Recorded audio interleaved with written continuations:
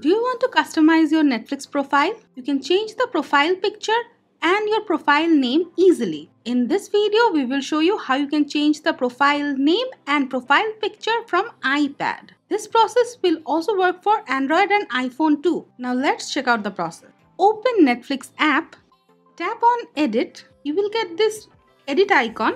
Tap on it. Now first you can change the name if you wish. Delete your previous name. Now enter the new name. Tap on your profile picture.